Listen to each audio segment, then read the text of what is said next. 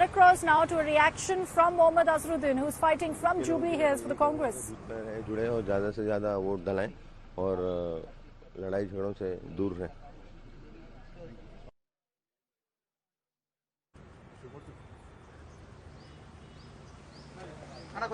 Okay, we'll get you that full reaction from Azharuddin. The fight in Jubilee Hills also is going to be a very, very interesting one. Azhar, of course, has been going all out in his campaigns. We've shown you many of those here. Not, of course, his first political plunge, but one also that's extremely crucial because this is his home. This is his area of Jubilee Hills from where he's fighting. And there are a number of factors that are very interesting about the Jubilee Hills seat. I think it's one of those battles that everyone's going to be watching out for in Hyderabad itself, Sudhir. Absolutely. Jubilee Hills, the name signifies that this is the place where the uber rich of Hyderabad live. But that's not really so, because at least 75% of the constituency is the lower income group, the ones who live in slums, the ones who work in the homes of these uber rich. So it's a very mixed bag. And that's the constituency that Azharuddin is hoping to tap into because he believes, and that's what he has been saying, that the BRS government worked only for the uber rich, not for the 75% people. So it's going to be again a good contest because Maganti Gopinath is a two-time MLA, earlier from the Telugu Desam, moved to the BRS. He's known to be quite strong in that area. So it's a challenge that Azhar is mounting. Making the challenge even more complex is the fact that the MIM has put up a candidate there to probably split the Muslim vote. But as I was told by one of Azhar's supporters, Azharuddin is not going to be catering only to the Muslim community. He has been the Indian captain, so he's going to be catering, he's going to be getting the votes of everyone in Jubilee Hills. That's what the Congress would hope. But this is again another contest that's going to be keenly watched. Very true. And, Jubilee Hills is a lovely place to be in. You drive by there and you'll be absolutely stunned by how beautiful it really is. But what Sudhir has given us is a very interesting detail about the kind of demographic really in Jubilee Hills, which is a sharp contrast to what you see when you enter the area and go by those fancy roads as well, and all of the fancy houses all around you. It's where the biggest superstars currently stay also in Hyderabad. All right, more reactions coming in. Music composer N.N. Kirwani, now a household name after, of course, his RRR glory, is also speaking. Sir आज आपने vote किया, इसके बारे में क्या बोलना चाहिए, उसको क्या बोलना चाहोगे सर? सब यूटिलाइज करना चाहिए, उनका वोटिंग पावर यूटिलाइज करना चाहिए. सब लोग गवर्नमेंट हॉलिडे पर वोट करने नहीं आते, उनको क्या बोलना चाहोगे सर? जी बहुत सारे लोग गवर्नमेंट हॉलिडे पर वोट करने नहीं आते, उन लोगों को क्या बोलना? नहीं, ये हॉलिडे नहीं है, ये అందరూ ఓట్ చేయడానికి రండి please. Thank you very much.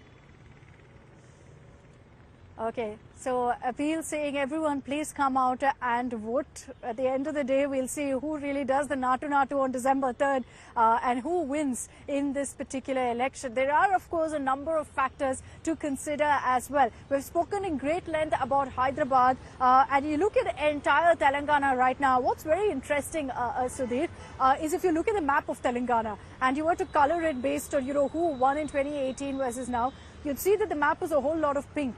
And there are no bastions per se, interestingly, for KCR. I think he spread himself out completely in 2018. So are we going to see a repeat of that, or are there very strongholds that he's counting on? Well, should one really stick one's neck out? I think today is the day of the voter. You're a voter.